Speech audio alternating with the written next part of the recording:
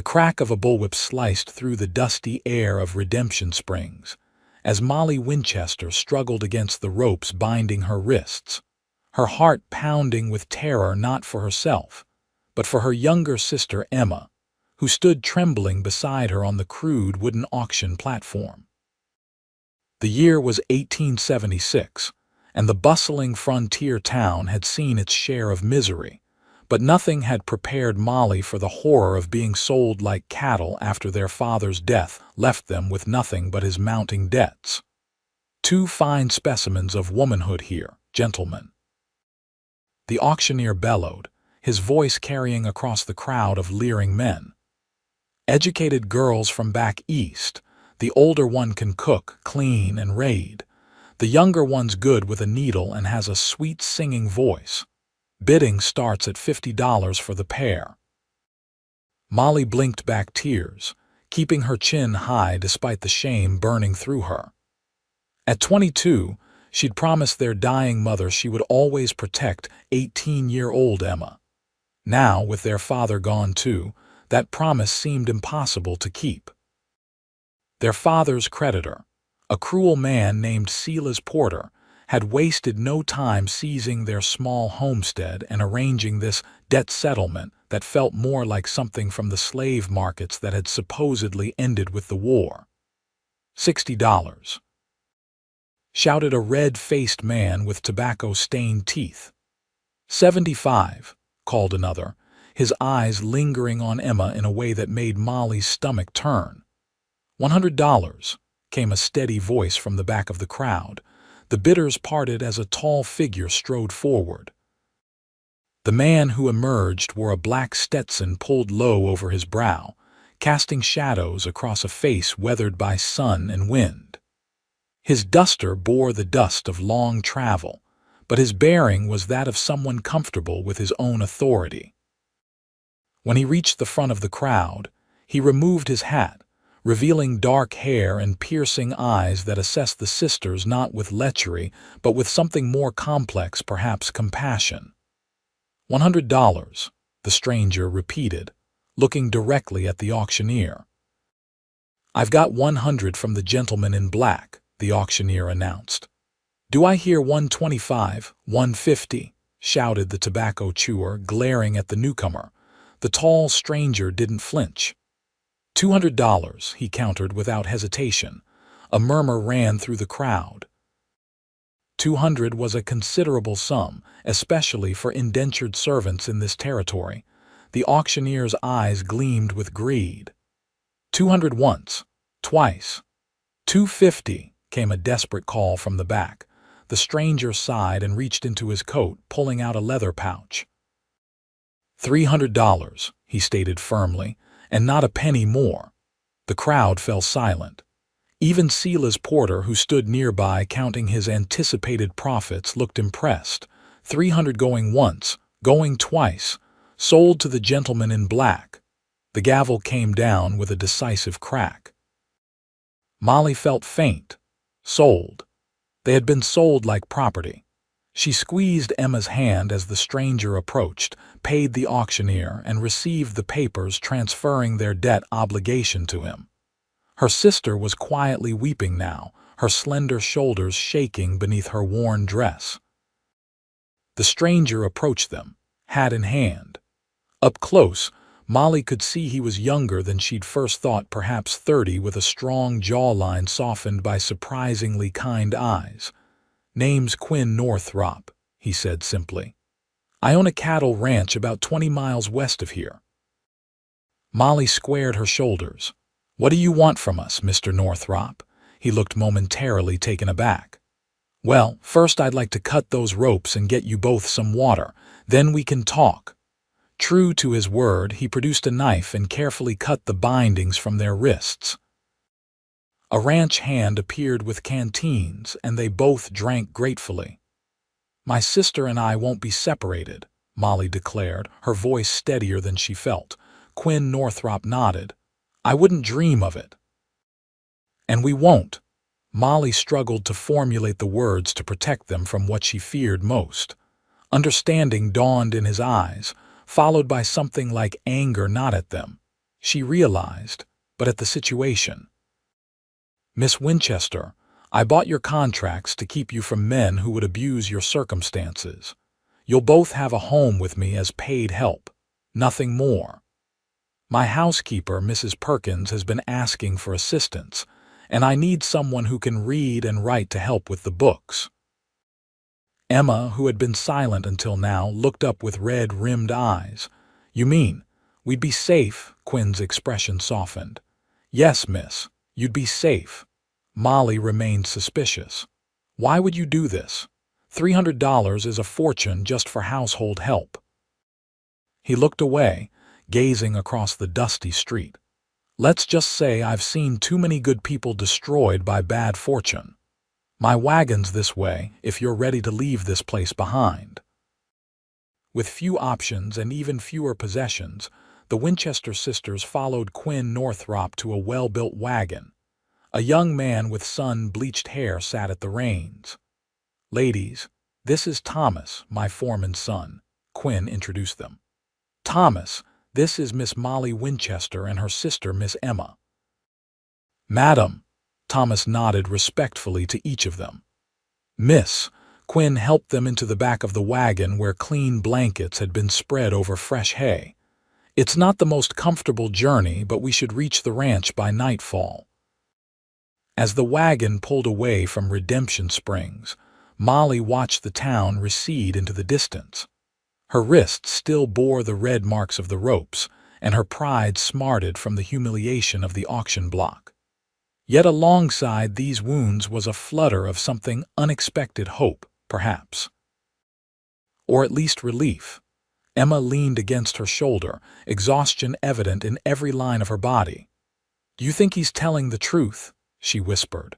Molly watched Quinn's broad shoulders as he rode alongside the wagon on a handsome chestnut gelding. I don't know, she admitted. But he's our best chance right now. Try to rest. The journey to the Northrop Ranch took them through stretches of prairie and rolling hills, the landscape gradually changing as they moved west. The spring air carried the scent of wild grasses and distant rain.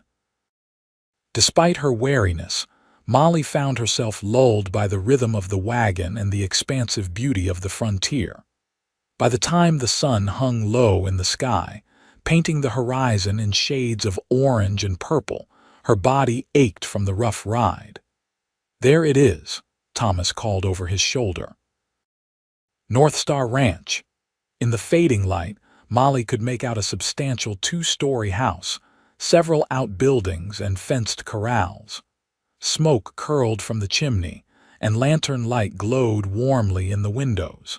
It was larger and more prosperous-looking than she had expected. As they drew closer, a plump woman with gray-streaked hair emerged from the house, wiping her hands on her apron. You're back earlier than expected, Quinn, she called, then stopped abruptly when she spotted Molly and Emma. And you've brought company, I see. Quinn dismounted smoothly. Mrs. Perkins, allow me to introduce Miss Molly Winchester and Miss Emma Winchester. Ladies, this is Mrs. Perkins, the finest housekeeper west of the Mississippi. Mrs. Perkins' face registered surprise, then understanding. I see. Well then, you poor dears must be exhausted. Come inside, and we'll get you something to eat. The house was warm and smelled of fresh bread and coffee. The interior was simple but well kept, with solid furniture and a few touches that suggested a woman's hand had once been present: braided rugs, curtains at the windows, a vase of wildflowers on the dining table. Sit down, Mrs. Perkins urged, bustling about the kitchen. I've got stew keeping warm and fresh bread just out of the oven. Emma sank gratefully into a chair, but Molly remained standing, uncertain of her place in this unfamiliar household. Quinn noticed her hesitation. Please, Miss Winchester, make yourself comfortable. You're guests tonight. Tomorrow we can discuss arrangements. Arrangements? Mrs. Perkins raised an eyebrow. The Winchesters will be joining us, Quinn explained. Miss Molly has experience with accounts and correspondence, and Miss Emma is skilled with a needle. You've been saying you need help, Mrs. Perkins gave him a long look that suggested there was more to discuss, but she simply nodded. Indeed I have. Now wash up for dinner, all of you. Quinn, Thomas can see to your horse. Over a hearty meal of venison stew, fresh bread, and apple preserves, Molly watched Quinn Northrop interact with his household. He treated Mrs. Perkins with evident respect, listened attentively to Thomas's report about the day's ranch activities, and made sure both Winchester sisters had seconds before taking more himself. It didn't seem like the behavior of a man with dishonorable intentions, yet experience had taught Molly to be wary. After dinner, Mrs. Perkins showed them to a clean, modest bedroom on the second floor. You'll share for now, she explained. Once we've cleared out the small room at the end of the hall, Emma can move there if you wish. The room contained a sturdy double bed with a patchwork quilt, a washstand with a pitcher and basin, and a small dresser. A colorful rag rug covered part of the wooden floor, and white curtains framed the window. It's lovely, Emma said, her face brightening for the first time that day. Mrs. Perkins patted her hand. There are nightgowns in the dresser. They might be a bit large, but they're clean. We'll see about getting your own things tomorrow. We don't have any things, Molly said quietly. Everything was seized with our father's property. The older woman's face softened with sympathy. Well then, we'll just have to start fresh, won't we? There's plenty of fabric in the sewing room, and I imagine between us we can outfit you both properly. After Mrs. Perkins left, Emma sat on the edge of the bed and ran her hand over the quilt. It's nicer than I expected, she admitted. Better than, she stopped, unable to finish the thought. Molly sat beside her and wrapped an arm around her shoulders. Better than what would have happened if someone else had bought us, she completed. But we're still indentured servants, Emma. Don't forget that. But Mr. Northrop seems kind, Emma argued, and Mrs. Perkins is nice. Perhaps, Molly conceded, but we need to be practical. Our contract lasts 2 years. We need to work hard, save whatever wages we earn, and make plans for when we're free. Emma leaned her head on Molly's shoulder. I was so scared today, she whispered, when that man with the yellow teeth was bidding on us. I know, Molly soothed, stroking her sister's honey-colored hair, but we're together. That's what matters most. They washed with the cold water from the pitcher and changed into the borrowed nightgowns. The bed was soft compared to the thin pallet they'd shared in the tiny room behind their father's shop after they'd lost their home. Within minutes, Emma was asleep, her breathing deep and even. Molly lay awake longer, listening to the unfamiliar sounds of the ranch, distant lowing of cattle, the occasional whinny of a horse, the creak of the house as it settled for the night. Through the window, she could see stars scattered across the vast prairie sky, more than she'd ever seen in town. Tomorrow would bring whatever it would bring. For tonight, they were safe, fed, and together. It was more than she had dared hope for when she stood on that auction platform. With that thought, she finally drifted into an exhausted sleep. Morning brought the smell of coffee and bacon, and Molly woke disoriented before remembering where they were. Emma was already up, washing her face at the basin. Mrs. Perkins brought hot water, she explained, and she left these. She gestured to 2 simple cotton dresses laid across the foot of the bed. Molly examined them. They were plain but well made, one in faded blue, the other in soft brown. They must be from her own closet. She said we could alter them to fit better later, Emma added, reaching for the blue dress.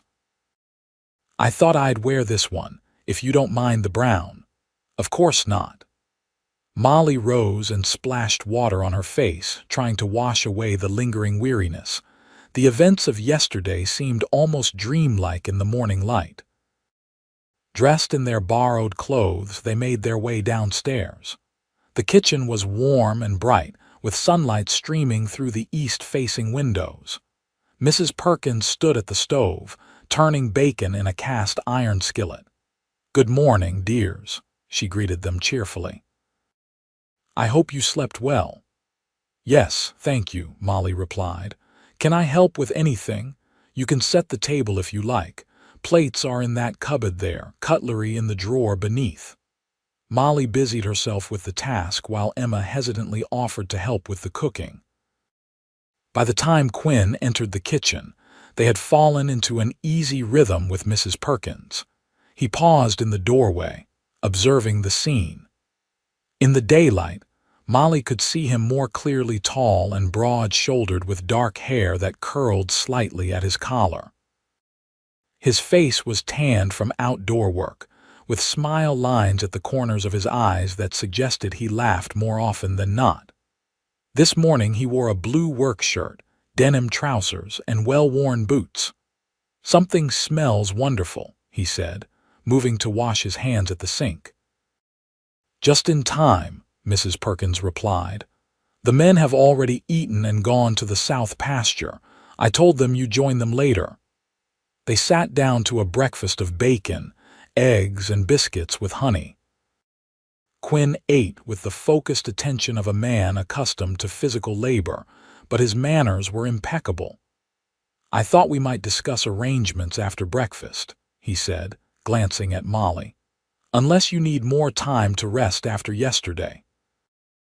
"I'm quite recovered, thank you," Molly answered, though in truth she still felt shaky when she thought about standing on that platform.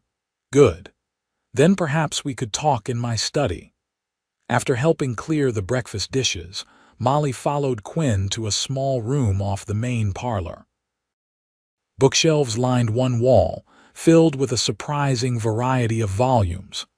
A sturdy desk occupied the center of the room, covered with papers and ledgers. "Please sit down," he invited, gesturing to a chair opposite the desk. Molly perched on the edge, her back straight. "Mr. Northrop, before we begin, I want to thank you for what you did yesterday. Whatever your reasons, you saved us from a terrible fate." He looked uncomfortable with her gratitude. It wasn't right, what they were doing. "The debt auction system is little better than slavery, no matter what they call it. Nevertheless, we are now legally bound to you for 2 years. I want to understand exactly what you expect from us." Quinn leaned back in his chair, studying her. "I expect honest work, Miss Winchester. Mrs. Perkins needs help running this household. It's grown too large for one woman to manage, and I could use someone with education to help with correspondence and bookkeeping. And my sister, Miss Emma, mentioned she's good with a needle. We need someone to mend and make clothes, curtains, quilts, all the fabric items a ranch requires. But if she has other skills or interests, we can certainly discuss those." Molly nodded slowly. "And our accommodations? You'll continue to share the room you stayed in last night, unless you prefer separate quarters. You'll take meals with the household and have Sundays free, except for essential chores. You'll each receive a small wage, which I'll record against your contract. If you choose to leave before the 2 years are up, you'd need to repay the purchase amount minus what you've earned." It was a fair arrangement, better than fair, considering the circumstances. Still, something bothered her. "Mr. Northrop, you paid $300 for us. That's far more than 2 domestic servants are worth, especially with a 2-year contract." He shifted uncomfortably. "The alternative was unacceptable. But why did you care? You didn't know us." Quinn stood and moved to the window, looking out over the ranch yard. 6 years ago, my sister was in a similar situation after her husband died, leaving her with debts. A man bought her contract at auction." His voice hardened. "He wasn't interested in her housekeeping skills." Molly's throat tightened. "What happened to her?" "She took her own life 3 months later." He turned back to face her, his expression grave. I was working a cattle drive in Colorado. By the time I returned, it was too late. I've regretted it every day since." The raw pain in his voice silenced any further questions. "I'm sorry," Molly said quietly. Quinn nodded once, accepting her sympathy. "So now you understand. I couldn't stand by and watch it happen again, not when I could prevent it." "You're a good man, Mr. Northrop." He gave a short laugh. "No, I'm not, but I'm trying to be a better one." He returned to his desk. "Now, let me show you these ledgers. The previous bookkeeper left rather abruptly, and I'm afraid they're in disarray." For the next hour, Quinn explained the ranch's operations, the cattle breeding program, hay production, horse trading, and various other enterprises that kept North Star Ranch profitable. Molly was impressed by both the scope of the business and Quinn's knowledge of it. "Your father taught you well," she remarked, paging through a ledger. "My father died when I was 12, Quinn replied. "I learned by doing and by making plenty of mistakes along the way." Molly looked up in surprise. "Then how did you come to own such a large ranch at your age?" A shadow crossed his face. "That's a story for another time, perhaps. For now, do you think you can make sense of these accounts?" "Yes, I believe so. My father was a merchant before his investments failed. I helped with his books since I was 16. "Good. Then I'll leave you to get acquainted with them. I need to check on the herd in the south pasture." He stood to leave, then paused. "Miss Winchester, I want you to know that while you and your sister are legally bound by that contract, I consider you free women in my household. If at any time you're unhappy here, we can discuss alternatives." The sincerity in his voice touched something in Molly that she'd thought had hardened beyond reach. "Thank you, Mr. Northrop." After he left, Molly sat for a while, contemplating their strange turn of fortune.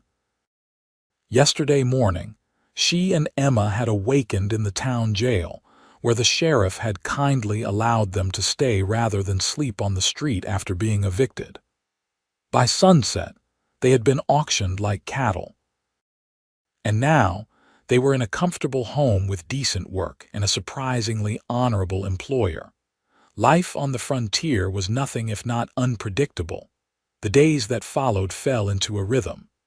Molly spent mornings organizing Quinn's accounts and correspondence, afternoons helping Mrs. Perkins with household management, and evenings sewing with Emma in their room or reading from the surprisingly well-stocked library. Emma flourished under Mrs. Perkins' kind guidance, her natural talents in the kitchen, and with a needle earning praise from everyone in the household.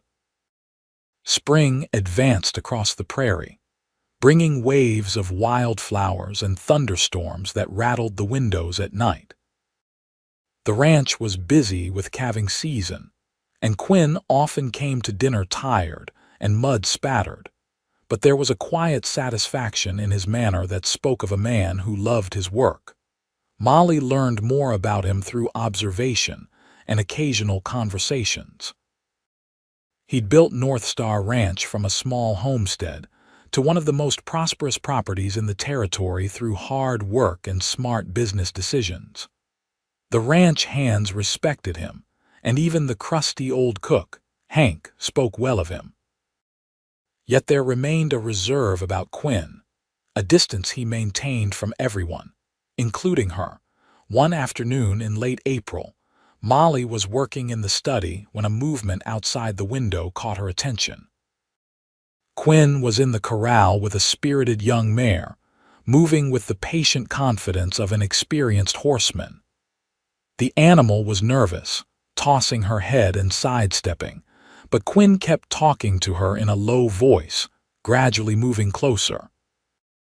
Molly found herself drawn to the window, her work forgotten as she watched him gently slip a halter over the mare's head and stroke her neck. There was something captivating about seeing this strong, often reserved man show such gentleness. "He has a way with the difficult ones," said a voice behind her. Molly started and turned to find Mrs. Perkins standing in the doorway with a tray of coffee. "I didn't mean to startle you, dear," the housekeeper said, setting down the tray. "I thought you might need refreshment." "Thank you." Molly moved away from the window, feeling oddly as though she'd been caught doing something improper. "Yes, he seems very patient with the horses." Mrs. Perkins gave her a knowing look. "Quinn has always been good at seeing past fear to the heart of things. It's what makes him a fine rancher and a good man, despite what he might tell you." Molly poured coffee for both of them. "He mentioned his sister once. It seems he carries a great deal of guilt over her death." The older woman sighed, settling into a chair. Alice was younger than Quinn by 4 years. Their mother died birthing her, and their father wasn't much for raising children. Quinn practically raised Alice himself, so when she married badly and ended up in trouble after her husband's death, well, he's never forgiven himself for not being there. That's a heavy burden to carry. "Too heavy," Mrs. Perkins agreed, "but that's Quinn responsible to a fault for everyone around him and too hard on himself by half." She sipped her coffee. "It's why he bought your contracts, you know. He couldn't save Alice, but he could save you and your sister." Molly watched Quinn lead the now calm mare across the yard. "We're very fortunate he was there that day." "Perhaps it was fortune for all involved," Mrs. Perkins said cryptically, rising to leave. "This house has been too empty for too long." That evening at dinner, Molly found herself observing Quinn more closely. He'd cleaned up after his day's work, his dark hair still damp from washing, his shirt fresh. The conversation flowed easily around the table, with Emma excitedly describing the quilt she was designing and Thomas, who often joined them for dinner, reporting on the new calves. "How are you finding the accounts, Miss Winchester?" Quinn asked during a lull. "Much improved," Molly replied. "I've reconciled the past 3 months and started organizing your correspondence by business type. You receive an impressive number of letters for someone so far from town." He smiled, the expression warming his features. "A ranch this size doesn't run on cattle alone. We need supplies, markets, and information. I noticed several letters from a publisher in St. Louis. Are you writing a book, Mr. Northrop?" Quinn looked slightly embarrassed while Mrs. Perkins chuckled. "Quinn writes articles for agricultural journals," Mrs. Perkins explained. "Quite respected ones too, though he's too modest to admit it. They're just practical pieces about breeding methods and land management," Quinn said dismissively. "Nothing literary." "I'd like to read them sometime," Molly said, "if you wouldn't mind." His eyes met hers across the table, and something in his gaze made her heart beat faster. "I'd value your opinion," he said quietly. The moment was broken by Emma asking about going into town for fabric, and the conversation moved on. But throughout the evening, Molly found herself aware of Quinn in a way she hadn't been before: the deep timbre of his voice, the strength in his hands as he passed dishes, the intelligence in his eyes when he listened to others speak. It was dangerous territory, she reminded herself as she and Emma prepared for bed later. Quinn Northrop was their employer, the man who held their contracts. Any feelings beyond respect and gratitude could only complicate an already complex situation. Yet as she lay in bed, listening to the spring rain pattering against the window, Molly couldn't help but wonder about the man who had so unexpectedly changed their lives. May brought warmer weather and longer days. The prairie around North Star Ranch exploded into color with wildflowers, and the vegetable garden behind the house began to show green shoots breaking through the soil. Molly found herself increasingly comfortable with her role in the household, taking pride in bringing order to Quinn's business affairs and helping Mrs. Perkins manage the domestic side of the ranch. Emma, too, was thriving. Her natural cheerfulness had returned, and she had formed a close bond with Mrs. Perkins, who treated her with motherly affection. She'd also become friendly with Thomas, the foreman's son, who often found excuses to visit the house when Emma was working in the kitchen. One bright Saturday morning, Quinn announced at breakfast that he needed to go into town for supplies. "Would you ladies care to join me?" he asked, looking from Molly to Emma. "It's a pleasant drive, and Mrs. Perkins has given me a rather lengthy list." Emma clapped her hands in delight. "Oh, could we? I'd love to see the town properly." Molly hesitated. Their only experience of Redemption Springs had been traumatic, culminating in that terrible auction. But Emma's excited face decided her. "Thank you, Mr. Northrop. That would be lovely." An hour later, they were in Quinn's wagon heading east. Emma sat between them on the seat, chattering about the items she hoped to find in the general store. Quinn listened attentively, answering her questions about the town and occasionally pointing out landmarks as they traveled. Molly was quieter, enjoying the beautiful spring day and the sense of freedom that came with the open road. She'd been so focused on adjusting to life at the ranch that she hadn't realized how much she missed simply going somewhere different. "Penny for your thoughts, Miss Winchester," Quinn said, glancing at her over Emma's head. "I was just appreciating the journey," she replied. "It's been some time since I've traveled anywhere, even just to town." He nodded in understanding. "The prairie has its own beauty. I never tire of it, especially in spring." As they crested a rise, Redemption Springs appeared in the distance, a collection of wooden buildings nestled in a shallow valley. Molly tensed involuntarily, memories of the auction flooding back. Quinn must have noticed because he said quietly, "We don't have to stay long if it makes you uncomfortable." "No, I'm fine," Molly insisted. "It's just memories, understandable." He gave her a reassuring smile, "But perhaps we can create some better ones today." The town looked different in the spring sunshine than it had on that gray March day. Flowers bloomed in boxes beneath windows, and fresh paint brightened several storefronts. Children played in the schoolyard, their laughter carrying on the breeze. Quinn pulled the wagon to a stop in front of the general store. "I suggest we start here, then visit the apothecary and perhaps stop at the cafe for lunch before heading back." He helped both sisters down from the wagon, his hand warm and steady as it briefly held Molly's. She found herself wishing the contact had lasted longer, then immediately chastised herself for the thought. Inside the store, Emma was immediately drawn to a display of fabric, while Quinn consulted Mrs. Perkins' list with the shopkeeper. Molly wandered the aisles, enjoying the simple pleasure of examining goods without the pressure of purchase. She was examining a set of writing paper when she became aware of whispered conversations and sidelong glances from other customers. Those girls from the auction. Living out at Northrop's place. Wonder what kind of work they're really doing. Molly's cheeks burned with humiliation. Of course the townspeople would remember the auction. Of course they would gossip about two unmarried women living on a bachelor's ranch. She was about to retreat to Quinn's side when a woman's voice spoke loudly enough for the entire store to hear. "Well, I think it's disgraceful. Dead auction or not, a respectable man doesn't keep two young women in his house without proper chaperoning." Molly turned to see a thin woman in an expensive dress, addressing a circle of ladies who were all now staring openly at her. Quinn had also heard, his tall frame stiffening as he turned from the counter. Before either of them could speak, however, Mrs.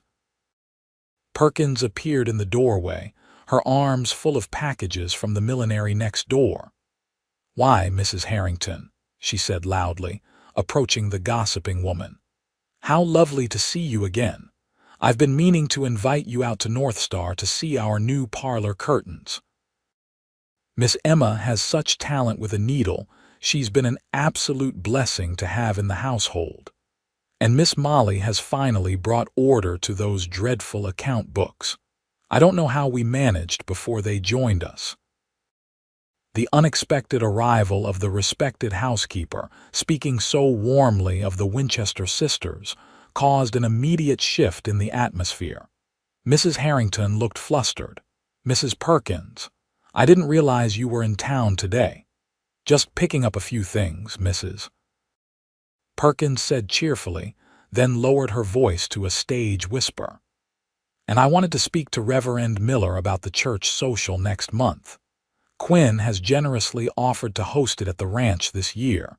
You and Mr. Harrington will come, won't you?" The complete reversal of the gossip from scandalous situation to respectable church social left Mrs. Harrington speechless. She could only nod weakly. "Excellent. Now, Quinn, dear, have you found everything on my list, Mrs.?" Perkins sailed toward him as if nothing unusual had occurred, but the wink she gave Molly spoke volumes. Quinn's face showed a mixture of amusement and gratitude as he introduced Mrs. Perkins to the shopkeeper. Emma, oblivious to the drama that had just unfolded, joined Molly with an armful of fabric. "Isn't this calico beautiful? Mrs. Perkins said I could make a new dress." Molly hugged her sister, thankful for her innocence. "It's perfect for you." They completed their shopping with Mrs. Perkins maintaining a steady stream of conversation that effectively silenced any further gossip. When they stepped back onto the boardwalk, Quinn turned to the housekeeper with raised eyebrows. "A church social at North Star." Mrs. Perkins adjusted her bonnet with a satisfied smile. "Well, it seemed the quickest way to quash that nonsense. Unless you object," Quinn laughed, a full, rich sound that Molly realized she had rarely heard. "Not at all. It's a fine idea." "I thought so." Mrs. Perkins looked pleased with herself. "Now, I believe you mentioned lunch at the cafe." The rest of their visit to town passed pleasantly, with Mrs. Perkins' presence effectively shielding them from further uncomfortable encounters.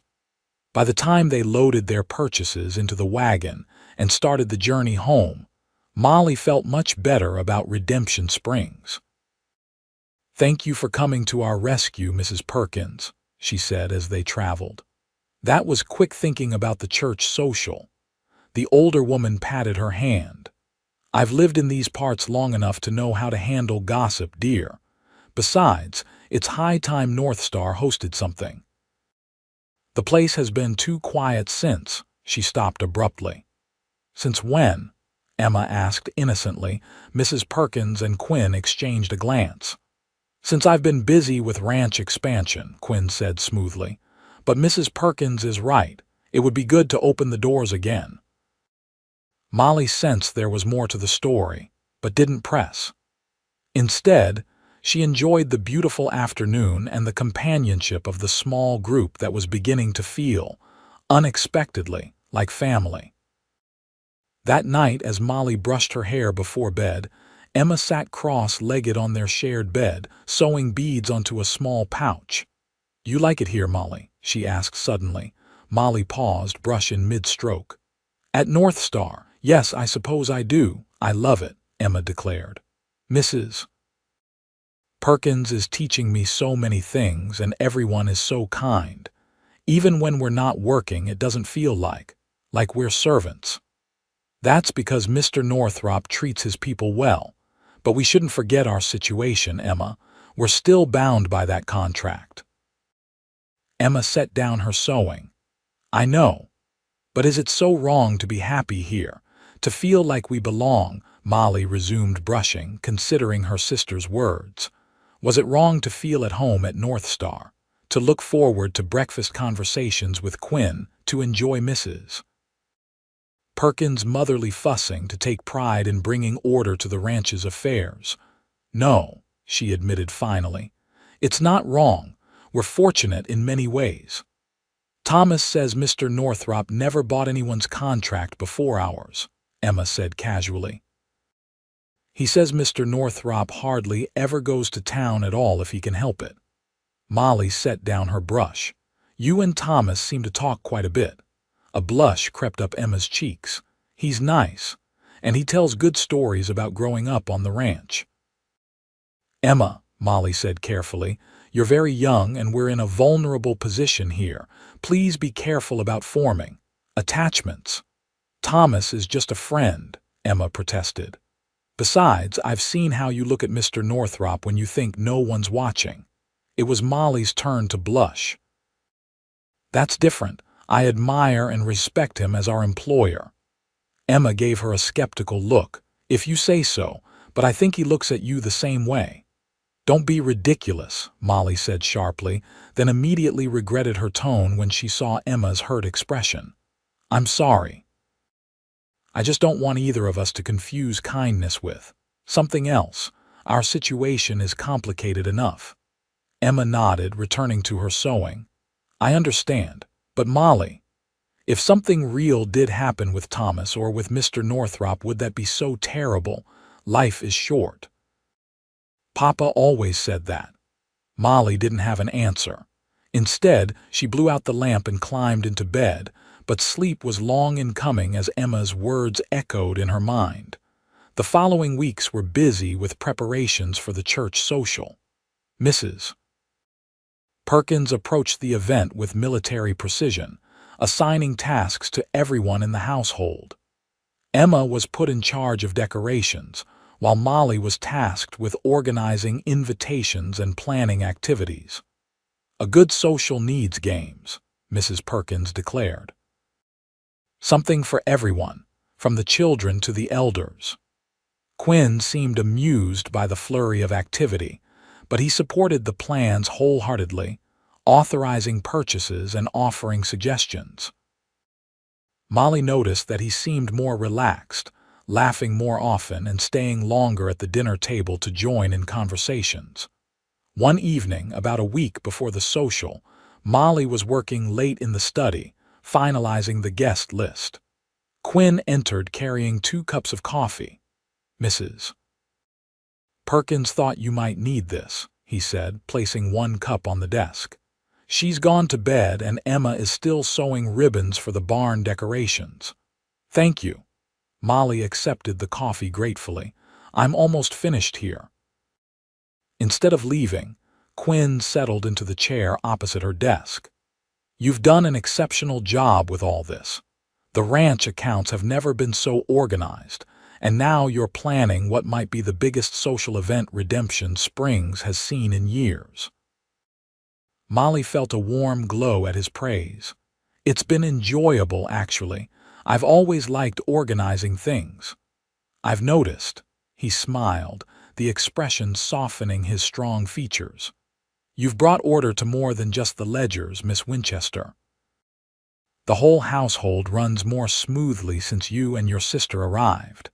"Mrs. Perkins deserves most of the credit. She's a remarkable woman." "She is, but she's also 70 years old and was overworked before you came." He took a sip of his coffee. "I should have hired help for her years ago, but after Alice died, I withdrew from people from society. It seemed easier." Molly set down her pen.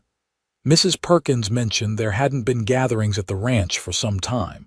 Quinn nodded, his eyes distant. "The last one was Alice's wedding. 7 years ago now. I'm sorry, it must be difficult having those memories." It is." He met her gaze. "But sometimes new memories can help heal old wounds." There was something in his voice, a warmth that made Molly's heart beat faster. She looked down at the guest list, suddenly unable to meet his eyes. "Mr. Northrop." "Quinn," he interrupted gently. "After all these months, I think you could call me Quinn." "Quinn," she repeated, the name feeling intimate on her tongue. We appreciate everything you've done for us. Emma and I were in a desperate situation, and you gave us safety, comfort, purpose. I don't know how we can ever repay such kindness." He leaned forward, his expression earnest. "You don't need to repay anything, Molly.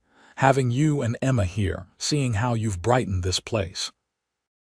That's payment enough." The use of her given name, spoken in his deep voice, sent a shiver through her that had nothing to do with the evening chill. They looked at each other across the desk, something unspoken passing between them. Quinn was the first to break the silence, clearing his throat and standing. "It's late. You should get some rest. The social committee is meeting tomorrow after church, isn't it?" "Yes," Molly said, grateful for the return to practical matters. "Mrs. Harrington and Mrs. Peterson are bringing their lists of final requirements. Then I'll make myself scarce," he said with a smile. "Good night, Molly. Good night, Quinn." After he left, Molly sat for a long time, her coffee cooling untouched, her thoughts in disarray.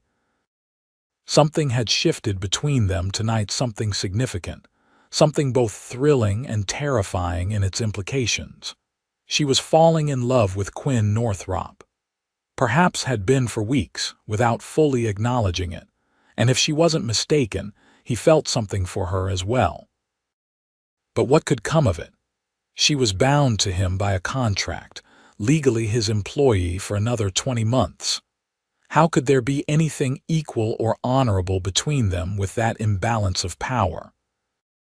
Molly finally gathered her papers and headed upstairs, her mind troubled despite the warmth in her heart. The day of the church social dawned clear and warm, a perfect late May Sunday. The ranch had been transformed, the barn swept and decorated with ribbons and wildflowers, tables set up in the shade of large oak trees, games arranged on the expansive lawn. Emma had outdone herself with the decorations, and Mrs. Perkins had supervised the preparation of enough food to feed the entire county. Molly stood on the porch, surveying the preparations with satisfaction. She wore her new dress, made from fabric Quinn had insisted on purchasing in town, a pretty blue cotton with a white collar and cuffs. Emma had helped her style her hair, arranging the dark waves in a becoming twist secured with tortoiseshell combs borrowed from Mrs. Perkins. "You look beautiful," said a voice behind her. She turned to find Quinn standing in the doorway. He was dressed more formally than usual in a black suit, white shirt, and string tie. His dark hair was neatly combed and he'd trimmed his beard. He looked handsome and distinguished, every inch the successful rancher. "Thank you," she said, feeling suddenly shy. "You look very nice yourself." He joined her on the porch, looking out over the ranch. "I never thought I'd be doing this again, opening North Star for a social. When Alice died, I wanted to shut everything and everyone out." "What changed?" Molly asked quietly. His eyes met hers. "You did. You and Emma. You reminded me that life goes on, that joy is still possible." Before Molly could respond, the sound of wagons approaching signaled the arrival of the first guests. The moment of intimacy was gone, replaced by the duties of hosts. The social was a resounding success. Families from Redemption Springs and surrounding ranches filled the North Star property with laughter and conversation. Children raced across the lawn playing games. Young couples strolled through Mrs. Perkins' garden, and elders gathered in the shade to discuss weather and politics. Molly found herself busy throughout the afternoon, ensuring everyone had food and drink, organizing games, and introducing newcomers to others. She caught glimpses of Quinn doing the same, talking earnestly with a group of ranchers, helping a child retrieve a ball from a tree, listening patiently to an elderly woman's reminiscences. Late in the afternoon, as the gathering was beginning to wind down, Reverend Miller called for everyone's attention. The crowd gathered around the porch where he stood with Quinn. "I want to thank Quinn Northrop for hosting us today," the Reverend announced. "It's been too long since North Star opened its gates for a community gathering, and I speak for everyone when I say we're mighty glad to be here." There was a round of applause, during which Quinn looked slightly uncomfortable but nodded in acknowledgement. "I also want to recognize Miss Molly Winchester and Miss Emma Winchester," Reverend Miller continued, gesturing for them to join him. These fine young ladies have brought new life to North Star Ranch, and today's wonderful event is largely due to their efforts." Molly reluctantly moved forward, Emma at her side. She was acutely aware of the curious looks from those who remembered their arrival in town. "Thank you, Reverend, but Mrs. Perkins deserves most of the credit," she said, trying to deflect attention. "Nonsense," Mrs. Perkins called from the crowd. "These girls have worked tirelessly, and they're a blessing to this ranch." There was more applause, and Molly felt Quinn's hand lightly touch the small of her back in a gesture of support. The simple contact sent warmth spreading through her.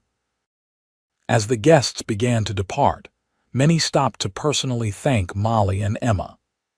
Mrs. Harrington, who had been so critical in the store, was effusive in her praise of the decorations and refreshments. Even the town's most prominent citizens treated them with respect, the scandal of the auction seemingly forgotten. By sunset, only the North Star household remained, tired but satisfied with the day's events. They sat on the porch, watching the last golden rays stretch across the prairie. "That went better than I expected," Mrs. Perkins declared, sipping lemonade. "Not a single argument or overturned punch bowl." "The games were such fun," Emma said. "Did you see how many children came? Thomas was wonderful with the little ones." "He's a good young man," Quinn agreed. "His father has taught him well." Molly leaned back in her chair, exhausted but content. "Everyone seemed to enjoy themselves. I think we've successfully rehabilitated the Winchester sisters in the eyes of Redemption Springs society." Quinn laughed. "As if you needed rehabilitating." "But yes, I believe public opinion has shifted decidedly in your favor." "Thanks to you," Molly said softly. His eyes met hers. "No, Molly, thanks to who you are." The moment stretched between them, full of unspoken feelings, until Mrs. Perkins cleared her throat. "Well, this old woman is ready for bed. Emma, would you help me with these glasses?" Emma looked from Molly to Quinn and back, a knowing smile playing at her lips. "Of course, Mrs. Perkins." After they left, a comfortable silence fell. The evening air was sweet with the scent of prairie grass and wildflowers. Stars began to appear in the darkening sky, and somewhere in the distance, a coyote called to its mate.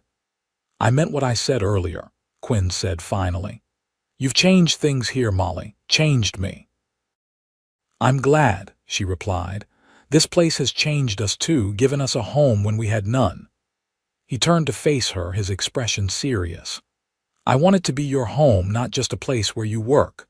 I want—" He stopped, seeming to struggle with his words. Molly's heart pounded. "What do you want, Quinn?" "Something I have no right to ask for." He stood and walked to the edge of the porch, his back to her. "You came here not by choice but by circumstance. You're bound by a contract I purchased. How can I speak of feelings when there's that inequality between us?" Molly rose and moved to stand beside him. "Do you think I don't understand the complexity of our situation? I've thought of nothing else for weeks." He looked at her with surprise. "You have, of course." "I've questioned every feeling, doubted every moment of happiness, reminded myself a dozen times a day of our legal arrangement." She took a deep breath. "But the heart doesn't always follow legal documents, Quinn." Hope dawned in his eyes. "Molly, are you saying—" "I'm saying that despite every logical argument against it, I care for you. Deeply." The admission made her feel both vulnerable and strangely free. "And if you feel something similar, perhaps we should acknowledge it rather than pretend otherwise." Quinn took her hand, his touch gentle. "I've cared for you since that first day in town, though I tried not to. It seemed wrong given how we met. But these past months, working beside you, seeing your strength and kindness, I've fallen in love with you, Molly Winchester." The words sent a thrill through her. "And I with you, Quinn Northrop." He raised her hand to his lips, pressing a kiss to her knuckles. "What do we do now?" Molly smiled. "We take our time. We get to know each other properly without the shadows of contracts and obligations. And when the time is right, we'll know it."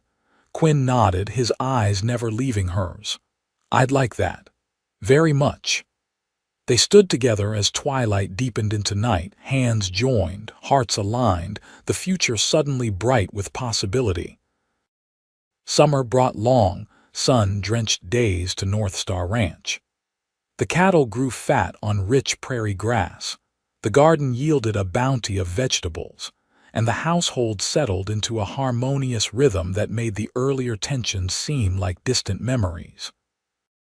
Following their conversation on the porch after the social, Quinn and Molly embarked on a careful courtship. They took Sunday afternoon rides across the ranch, picnicked by the creek that marked the western boundary of the property, and spent evenings on the porch talking about books, dreams, and memories. Quinn told her stories of his childhood, of learning ranching from grizzled cowboys after his father died, of building North Star acre by acre. Molly shared tales of her Eastern upbringing, her mother's gentle influence, and her father's ambitious schemes that ultimately led to their downfall. They were never alone. Propriety and Quinn's respect for Molly's reputation ensured that Mrs. Perkins or Emma or Thomas was always nearby. But in these shared moments, their connection deepened beyond mere attraction to something more profound. Emma, meanwhile, had formed a close friendship with Thomas that seemed on the verge of blossoming into something more. The young man sought increasingly transparent excuses to visit the house, and Emma's cheeks grew pink whenever he was mentioned. "You should invite Thomas to dinner more often," Molly suggested to Quinn one evening as they sat in the study reviewing the month's accounts. "I think Emma would enjoy that." Quinn looked up from the ledger with amusement. "Thomas has dined here 3 times this week already. Any more and he might as well move in." "He's a good young man," Molly said, echoing Quinn's own words from months before. "The best," Quinn agreed. "His father has been my foreman for 15 years, and Thomas has worked alongside him since he was tall enough to reach a horse's bridle." He studied Molly's expression. "You approve of his attention to your sister. Emma is young, but she has a good heart and sound judgment, and she seems happy when he's around." "Like you seem happy when I'm around?" Quinn asked, his voice teasing but his eyes serious. Molly felt her cheeks warm. "Perhaps." He reached across the desk to take her hand. "I never expected this, Molly. When I saw you and Emma on that auction platform, I was thinking only of saving you from a terrible fate, not finding my own happiness." "Life has a way of surprising us," she said softly. Their eyes met, and in that moment, Molly knew with certainty that despite all the complications of their beginning, her future was here, with this man, on this ranch that had become home. In early July, Mrs. Perkins announced that the annual Independence Day celebration would be held in town, with all the local ranches contributing food and entertainment. "We should all attend," she declared at breakfast. "After the success of our social, people will expect to see North Star represented." Quinn nodded. "We'll close the ranch except for essential hands. Everyone deserves a day of celebration." Emma clapped her hands in delight. "Will there be dancing?" Thomas mentioned a dance. "Yes, there's always dancing in the evening," Mrs. Perkins confirmed. "And games, speeches, food, a proper celebration." Molly found herself looking forward to the event. Their last visit to town had gone well, and the idea of celebrating with the community appealed to her social nature. The 4th of July dawned clear and hot. They traveled to town in 2 wagons, Quinn driving Molly, Emma, and Mrs. Perkins in the first, and Thomas following with several ranch hands in the second. Emma looked particularly pretty in a new yellow dress she had made herself, with a matching ribbon in her honey-colored hair. Redemption Springs was decorated with flags and bunting, the main street closed to traffic, and filled with tables and chairs. A platform had been erected in front of the courthouse for speeches and performances, and children darted about with sparklers and small flags. Their group was warmly welcomed. Quinn was immediately drawn into conversation with other ranchers, while Mrs. Perkins joined the ladies arranging the food tables. Emma, with Thomas never far from her side, volunteered to help with the children's games. Molly found herself enjoying the festive atmosphere, exchanging pleasantries with townspeople who now greeted her as a respected member of the community rather than a scandalous curiosity. She was helping arrange desserts when a familiar voice made her stiffen. "Well, if it isn't Miss Winchester, looking quite the proper lady." She turned to find Silas Porter, the man who had arranged the auction of their contracts, watching her with cold eyes. He was expensively dressed as always, his manner suggesting he considered himself above the frontier town and its celebrations. "Mr. Porter," Molly acknowledged with a curt nod. "I must say, you've landed on your feet since our last encounter," he continued, his voice pitched to carry to nearby tables. "Northrop must be quite satisfied with your services." The insinuation was unmistakable. Before Molly could respond, another voice cut in. "Mr. Porter, I don't believe we've been properly introduced." Quinn had appeared at Molly's side, his expression pleasant but his eyes hard. He extended his hand. "Quinn Northrop." Porter hesitated before briefly shaking Quinn's hand. "Silas Porter, I believe you and I have done business after a fashion." "Indeed. I purchased the Winchester sisters' contracts from you." Quinn's voice remained even. "Miss Molly has transformed our ranch accounts with her financial acumen, and Miss Emma's talents with needle and thread have been invaluable. I consider the money extremely well spent." Porter's smile didn't reach his eyes. "How fortunate for all concerned." "Yes, it is," Quinn agreed. "Now, if you'll excuse us, Miss Winchester promised to show me the prize pies before the judging begins." With a hand lightly at the small of her back, Quinn guided Molly away from Porter. "Thank you," she said when they were out of earshot. "That man still makes my skin crawl." Quinn's jaw was tight. "He's a vulture. I've heard stories about how he acquires those contracts, predatory loans, manipulated terms, harassment of vulnerable families." "That describes our experience precisely," Molly confirmed. "After Father died, he gave us 3 days to settle the debt before seizing everything, including Mother's wedding ring." Quinn's expression darkened further. "I should have known. I'm sorry you had to see him today." Molly squared her shoulders. "It's all right, he can't hurt us anymore. Besides, it's a beautiful day and I refuse to let him spoil it." Quinn's face softened. "That's my brave Molly." The rest of the afternoon passed pleasantly. They watched sack races and pie-eating contests, applauded the children's choir, and listened to a reading of the Declaration of Independence by the schoolmaster. As evening approached, tables were cleared away and a space opened for dancing as musicians set up on the platform. Lanterns were lit as twilight descended, casting a warm glow over the festivities. The musicians began with a lively reel that brought couples flooding to the makeshift dance floor. "May I have this dance, Miss Winchester?" Quinn asked formally, extending his hand.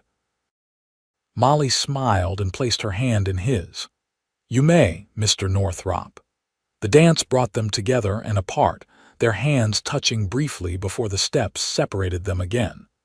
Quinn moved with surprising grace for such a tall man, and Molly followed his lead easily.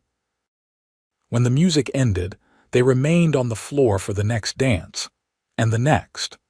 During a pause while the musicians refreshed themselves, Molly spotted Emma and Thomas sitting close together on a bench, deep in conversation. Thomas said something that made Emma laugh. her face tilted up to his with undisguised affection. "They make a handsome couple," Quinn observed, following her gaze. "Yes, they do," Molly agreed. "Emma deserves happiness after all she's been through." Quinn's hand found hers. "As do you." Before she could respond, the musicians struck up again, this time a slower waltz. Quinn drew her closer, one hand at her waist, the other holding hers as they moved in perfect harmony. The propriety of their previous dances gave way to something more intimate, still respectable but charged with unspoken feelings. "I've been thinking," Quinn said quietly as they circled the floor, "about your contract." Molly tensed slightly. "What about it?" "I want to tear it up." She looked up at him in surprise. "What? The contract? I want to destroy it. Set you and Emma free of any legal obligation." Molly's heart raced. "But why now?" His eyes, so blue in the lantern light, held her steadily. "Because I want there to be no question of inequality between us. Because I want anything that happens next to be your free choice, not influenced by any sense of debt or obligation." The music continued around them, but Molly barely heard it. "Quinn, are you saying—" "Not yet," he interrupted gently. "First comes freedom. Then, when the time is right, I'll ask the question I've been wanting to ask since the church social." His hand tightened on hers. "If that's something you might welcome." Tears pricked at Molly's eyes, but they were tears of joy. "Yes," she whispered. "That's something I would welcome very much."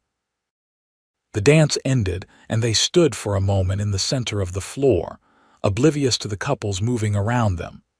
Then Quinn offered her his arm, and they walked to where Mrs. Perkins sat fanning herself. "I believe I promised you lemonade," Quinn said.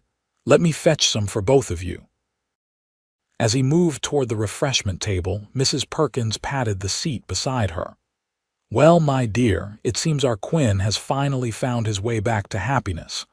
Molly sat, her cheeks flushed from dancing and emotion. "He's a good man, Mrs. Perkins." "The best," the older woman agreed. "And he deserves someone who sees that goodness, who brings out the best in him." She squeezed Molly's hand. "As you do." Quinn returned with glasses of lemonade, and they sat together watching the dancing, commenting on the festivities and enjoying the perfect summer evening. Later, as fireworks exploded over the town, painting the night sky with brilliant colors, Quinn's hand found Molly's again, their fingers intertwining in a promise of things to come. The journey back to North Star Ranch was made under a canopy of stars, the wagons rolling slowly along the quiet road. Emma had fallen asleep against Mrs. Perkins' shoulder, exhausted from dancing and excitement. Molly sat beside Quinn on the driver's seat, their shoulders touching, a comfortable silence between them. "Tomorrow," Quinn said softly as the ranch buildings came into view, "I'll destroy those contracts.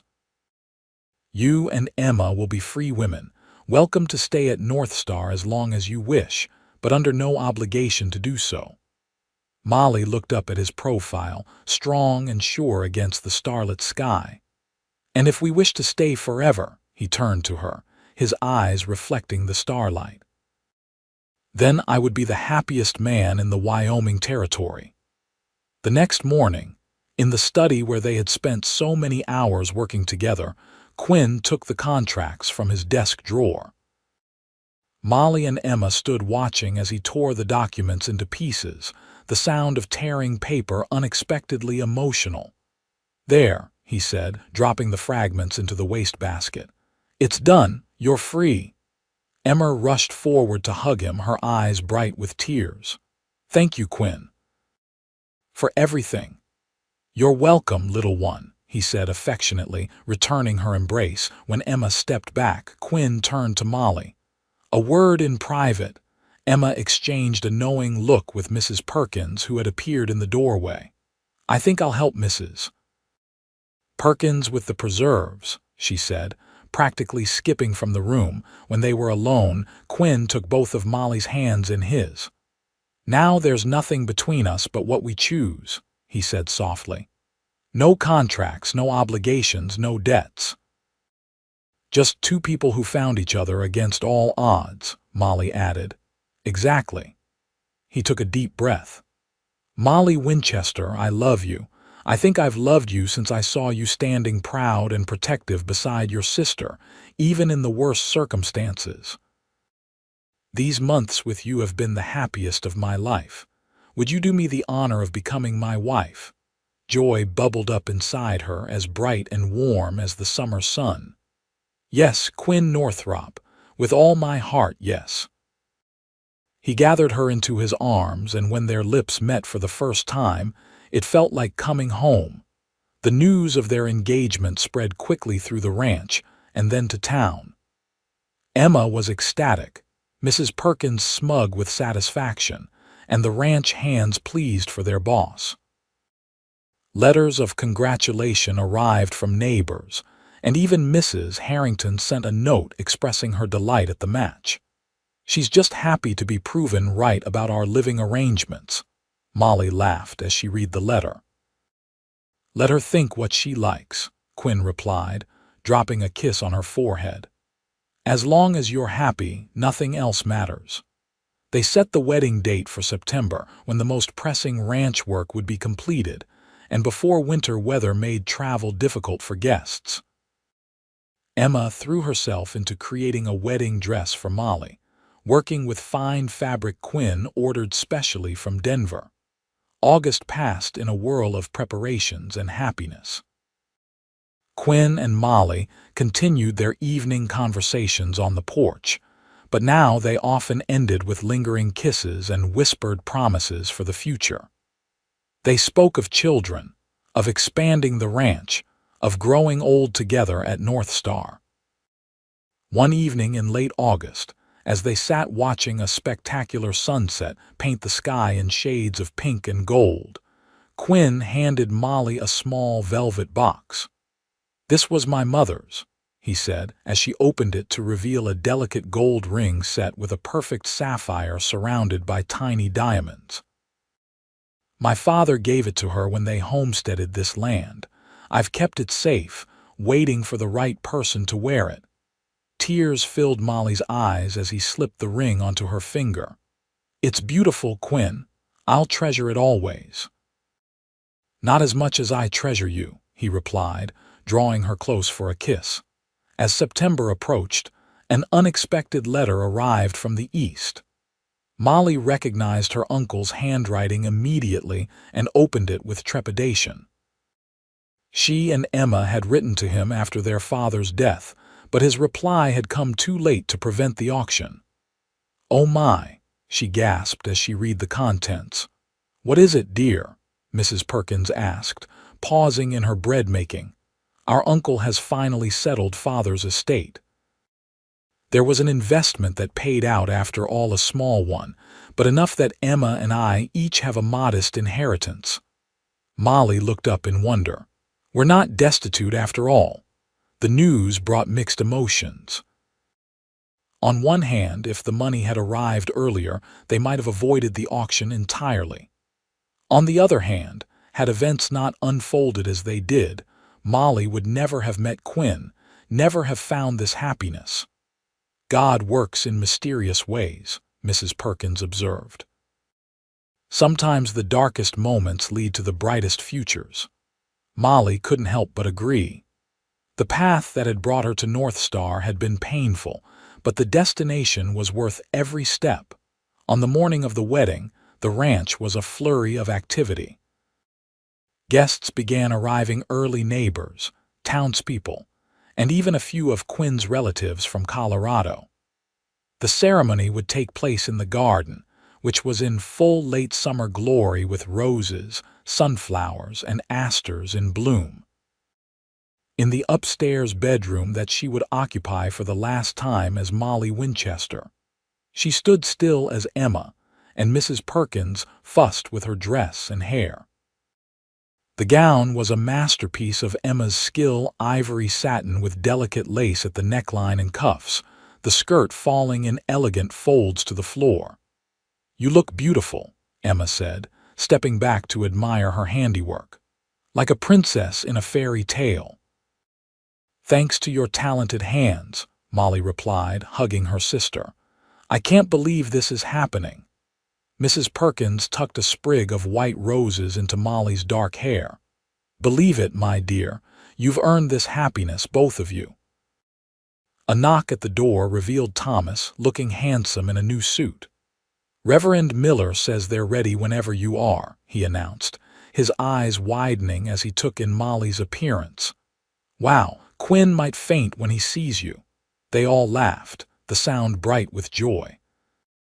Emma took Thomas's arm, and Mrs. Perkins led the way downstairs and through the house to the back door that opened onto the garden. The guests rose as Molly appeared. At the end of the flower-lined path stood Quinn, tall and handsome in a black suit, his face lighting up as he saw her. Beside him was the foreman, Mr. Davis, serving as best man, and on the other side stood Reverend Miller with his prayer book. With no father to give her away, Molly walked alone down the path, her steps sure and steady. This was no traditional Eastern wedding with its rigid formalities. This was a frontier celebration, honest and heartfelt, exactly as she wanted it to be. When she reached Quinn, he took her hands in his. "You're the most beautiful thing I've ever seen," he whispered. "Dearly beloved," Reverend Miller began, "we are gathered here today to join this man and this woman in holy matrimony." The ceremony was simple and moving. They exchanged vows they had written themselves, promises to love, honor, and cherish each other through all of life's joys and sorrows. When Quinn slipped the gold band onto her finger to join her engagement ring, Molly felt her heart might burst with happiness. "By the power vested in me, I now pronounce you husband and wife," Reverend Miller declared. "Quinn, you may kiss your bride." The kiss was sweet and tender, filled with promise. When they turned to face their guests, the applause was thunderous, led by an exuberant Emma. The celebration that followed lasted well into the evening. Tables were set up under the trees, laden with food prepared by Mrs. Perkins and the women of nearby ranches. There was dancing to fiddle and guitar, speeches and toasts, laughter and a few happy tears. As twilight fell, lanterns were lit, casting a golden glow over the festivities. Molly found a quiet moment with Emma near the rose garden. "Are you happy, Emma?" she asked, putting an arm around her sister's shoulders. "Impossibly happy," Emma replied. "I love it here, Molly. I love the people, the work, even the isolation. It feels like we've found where we belong." "I feel the same way." Molly squeezed her sister's hand. "And now you have your inheritance to consider. You could go back east, finish your education, see something of the world." Emma shook her head decisively. "My place is here. The money is a blessing, but it doesn't change that." A blush crept up her cheeks. "Besides, Thomas has asked me to walk out with him properly. He wants to court me with Quinn's blessing." Molly smiled, unsurprised. "And what did you say?" "I said yes, of course." Emma's eyes sparkled. "He wants to build a small house on the north section of the ranch. Quinn has offered him the land as a wedding present when the time comes." "That would be wonderful," Molly said sincerely. "To have you nearby always." "Like a proper family," Emma agreed. "Which reminds me, Thomas is waiting for the next dance, and I believe your husband is looking for you." Molly turned to see Quinn approaching, his face alight with love. "There you are. I thought I'd lost my wife already." "Never," Molly promised, taking his outstretched hand. "I'm right where I belong." As night deepened, the guests gradually departed until only the household remained, tired but content. Quinn and Molly bid good night to Mrs. Perkins and Emma before climbing the stairs to the master bedroom, their bedroom now. Later, as they lay together in the quiet darkness, Molly rested her head on Quinn's chest, listening to the steady beat of his heart. "Happy, Mrs. Northrop," he murmured, stroking her hair. Completely, Mr. Northrop. She propped herself up on one elbow to look at him. When I think of how we began, me bound and standing on an auction platform, you a stranger bidding for my contract, it seems impossible that we've ended up here like this. Not ended, Quinn corrected, pulling her close. Just beginning. Autumn brought golden light and cooler days to North Star Ranch. The cattle were rounded up from summer pastures, hay was stored for winter feed, and the garden yielded its final harvest. Life settled into a new rhythm for the newlyweds, their days filled with work and their nights with each other. Molly took to marriage with the same determination and intelligence she brought to everything. She continued to manage the ranch's accounts and correspondence, but now as Quinn's full partner rather than his employee. They made decisions together, discussing everything from livestock purchases to building repairs over breakfast or during evening rides around the property. Their happiness seemed to radiate outward, influencing everyone around them. Mrs. Perkins hummed as she worked, declaring that the house had finally become a true home again.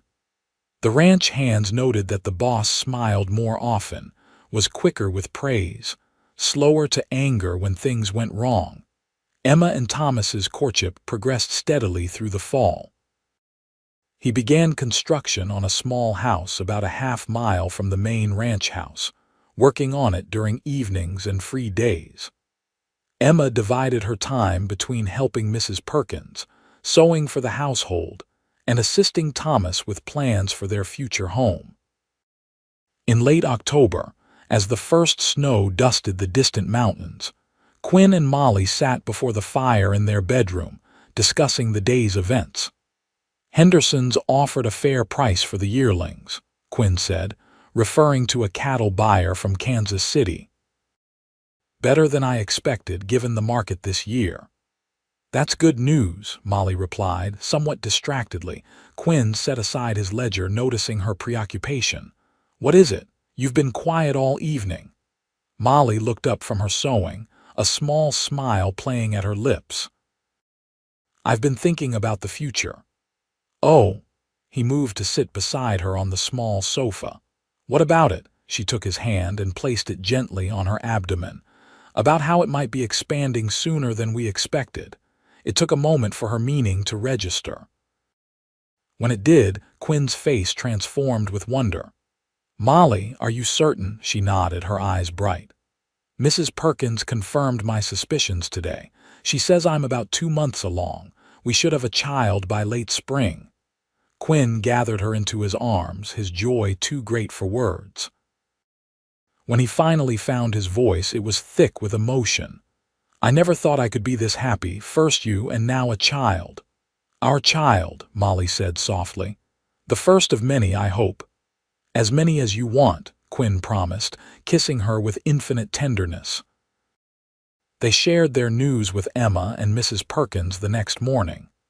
Emma squealed with delight and immediately began planning baby clothes, while Mrs. Perkins nodded with satisfaction. I thought as much when you couldn't stomach the bacon last week, she said smugly. This house needs the sound of children's laughter. It's been too quiet for too long. As winter settled over the prairie, the North Star Ranch became a haven of warmth and anticipation. Quinn insisted that Molly rest more and lifted the heaviest of her duties, though she protested that pregnancy wasn't an illness. Mrs. Perkins and Emma fussed over her, preparing special dishes when morning sickness made eating difficult and knitting tiny garments for the coming baby. Christmas was especially joyful that year.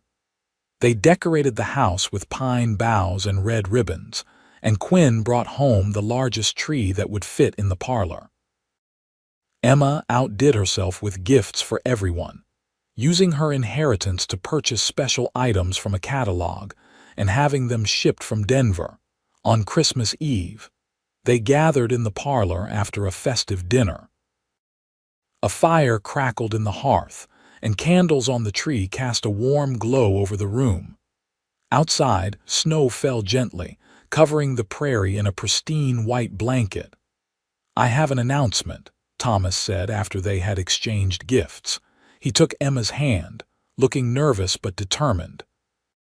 "With Quinn's blessing, I've asked Emma to marry me, and she said yes." Congratulations and hugs followed. Emma's face glowed with happiness as she showed off the simple gold band Thomas had placed on her finger. "We thought perhaps a spring wedding," she said. "After the baby comes, so Molly can stand up with me." "It will be perfect," Molly assured her, embracing her sister. "I'm so happy for you, Emma."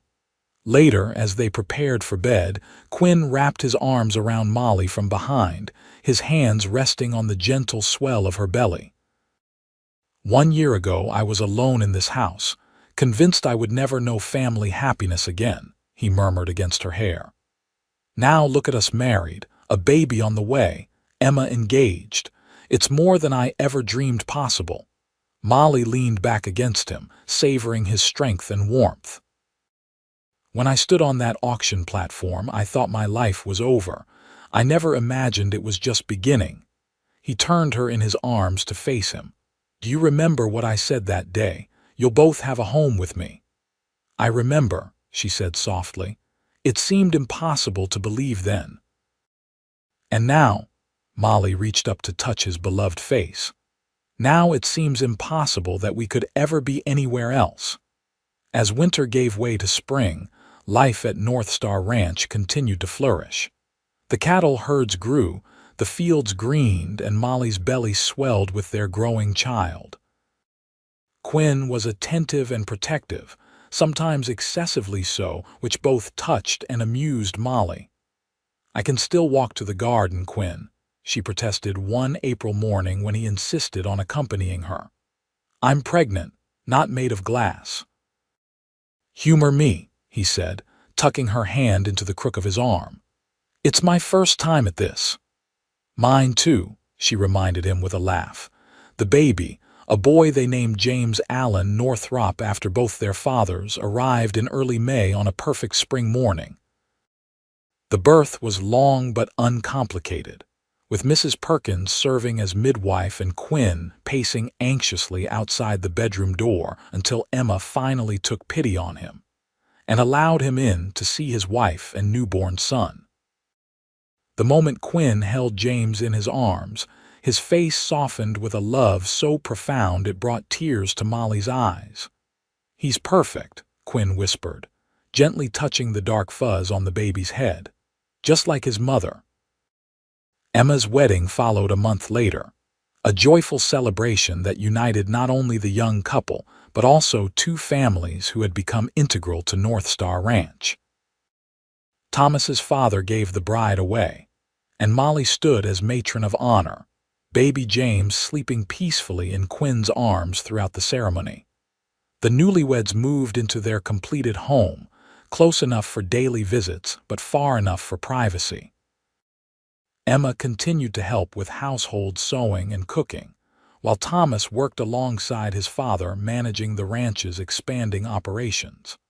Life settled into a new pattern, days filled with the work of the ranch and the care of a growing baby, nights with quiet conversations and peaceful sleep. James thrived, a happy, healthy child with his father's blue eyes and his mother's determined spirit. On the anniversary of their wedding, Quinn surprised Molly with a trip to Denver, their first journey away from the ranch since their marriage. Mrs. Perkins assured them she could manage both the household and baby James for a few days, and Emma promised to visit daily to help. "You need time just for each other," Mrs. Perkins insisted. "Every marriage does. Go enjoy the city." The train journey was a novelty after months of ranch isolation. They stayed in a fine hotel, attended the theater, and dined in elegant restaurants. Quinn bought Molly a beautiful blue dress that matched her eyes, and she purchased books for their growing library at home. On their last night in Denver, as they lay together in the luxurious hotel bed, Quinn propped himself on one elbow to look at his wife. "Happy?" he asked, tracing the curve of her cheek with one finger. "Completely," she answered truthfully. "Though I miss James." "As do I," Quinn admitted. "But it's good to remember we're not just parents, but husband and wife." "I never forget that," Molly assured him, drawing him down for a kiss. When they returned to North Star, James greeted them with excited babbles and reaching arms. The ranch looked more beautiful than ever in the golden light of late summer, the house more welcoming. "I enjoyed Denver," Molly said as they stood on the porch watching the sunset that evening, James sleeping against Quinn's shoulder. "But this is where I belong." Quinn's free arm encircled her waist, drawing her close. "With me," he said softly. "Always," she promised. The years that followed brought continued happiness to North Star Ranch. The cattle business prospered under Quinn's careful management, allowing for improvements to the property and comfortable living for all who called it home. Emma and Thomas welcomed a daughter, then a son, making James a proud cousin and playmate. Molly gave birth to a daughter, Sarah Elizabeth, when James was 3, and another son, William Quinn, 2 years after that. The house rang with children's laughter, just as Mrs. Perkins had wished. The elderly housekeeper remained the heart of the household, though she gradually relinquished the heavier work to younger helpers. "I'm not leaving this world until I see these children grown," she declared on her 75th birthday. "Someone has to keep you all in line." Quinn and Molly's relationship deepened with each passing year. The passionate love of their early marriage evolved into something even stronger, a partnership built on mutual respect, shared goals, and unwavering commitment. They faced challenges together: drought years that threatened the herd, a fire that destroyed part of the barn, the illness that nearly took young William at age 4. Through it all, their bond only strengthened. On their 10th wedding anniversary, they hosted a celebration that brought together the entire community, ranch hands and their families, neighbors from miles around, townspeople from Redemption Springs. The ranch had become known for its hospitality as well as its fine cattle, and Quinn had earned respect throughout the territory as a fair businessman and good neighbor. As twilight fell on the gathering, Quinn found Molly at the edge of the garden, watching their children play with their cousins. 10 years, he said, slipping his arm around her waist. "It seems both forever and no time at all." Molly leaned into him, her head on his shoulder. At 32, she was in the prime of her life, her beauty enhanced by confidence and contentment. The best 10 years imaginable. "Do you ever think about that day in Redemption Springs?" Quinn asked. "The auction?" "Sometimes," she admitted. "It seems like another lifetime, another Molly." "I thank God every day that I was there," Quinn said quietly, "that I found you and Emma." Molly turned in his arms to face him. "So do I. What began as the worst day of my life became the path to the greatest happiness I've known." Quinn kissed her tenderly, then rested his forehead against hers. "I promised you a home that day, and you've given us so much more," Molly replied. "A family, a future, a life filled with love." As night fell over North Star Ranch, stars appeared in the vast prairie sky, the same stars that had witnessed their journey from strangers bound by a contract to soul mates bound by love. In the distance, their children's laughter mingled with music from the celebration, a joyful sound that echoed across the land that had become their legacy. Quinn took Molly's hand, and together they walked back toward the light and warmth of the home they had built, not just the sturdy house of wood and stone, but the stronger dwelling place of shared dreams and abiding love. In that moment, with her husband beside her and their children healthy and happy, Molly knew a contentment that the frightened young woman on the auction platform could never have imagined. Life had taken her on an unexpected journey, from desperate circumstances to profound joy. proving once again that even the darkest beginnings could lead to the brightest of futures. And as Quinn had promised that day in Redemption Springs, they had indeed found a home with him, a home built not of mere walls and roof, but of commitment, courage, and an enduring love that would sustain them all the days of their lives.